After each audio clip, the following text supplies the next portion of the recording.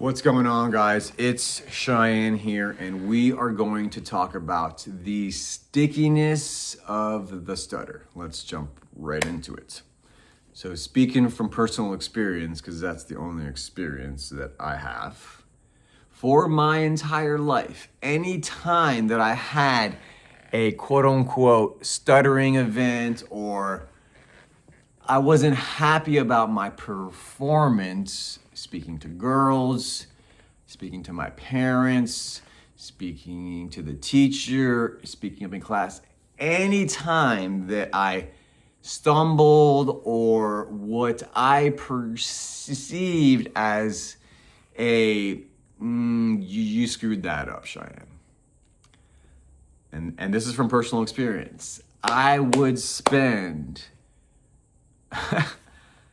1 week up to 1 year, and there's still some events that I have scarred myself with so badly that it's like it happened yesterday.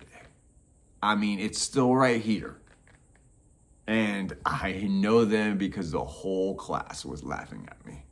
And I sprinted into the bathroom and I cried. And then I ran home from school. And it's still like right here. Why is it right here? Because those students and that teacher did nothing wrong to me. I did it all to myself. Now let's talk about the stickiness of the stutter. So when we have an event that we perceive, it's only perception that we perceive as a failed event. Oh, this went horrible. I went to talk to this girl on the phone and I stuttered like crazy and it went horrible and my stomach is turning. I feel like crap.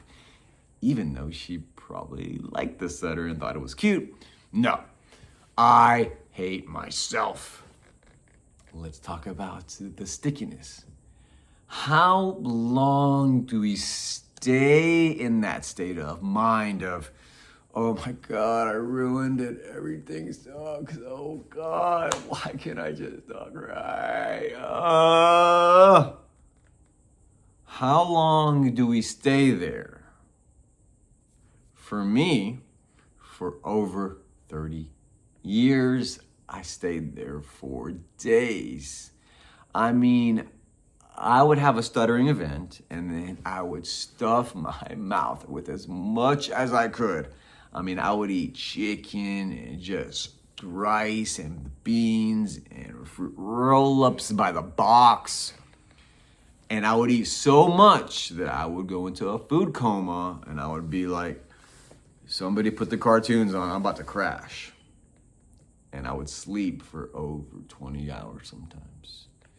And I would wake up and immediately the first thing that popped into my mind was, oh, you messed up that presentation.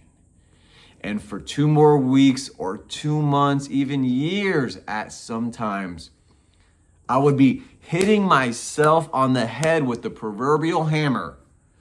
You suck. You can't speak. You're never gonna make it. For years. So the stickiness of my stutter was like super glue. It would haunt me day and night, even in my dreams. And then I got quiet and said, how can I reduce the time that I am in the pits? Now, it doesn't happen overnight, but it does happen over time. We can establish more of the awareness about the stuff that's happening in our minds. And we have to ask, am I being so hard on myself? Is it, what's the word for it? Is it qualified? Like, am I approaching this the right way?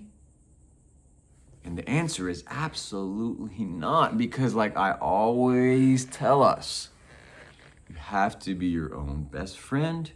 You have to be so kind, so patient, so loving with yourself. And smashing yourself on the head with the proverbial hammer after we had what we perceive as a horrible speaking event, even though the other person likely did not perceive it like that. They probably were like, dude, it's totally cool that you stuttered a little bit. We hung out. Like, everything's perfectly fine on my end. Why are you being so hard on yourself, Cheyenne? And that is the stickiness of the stutter.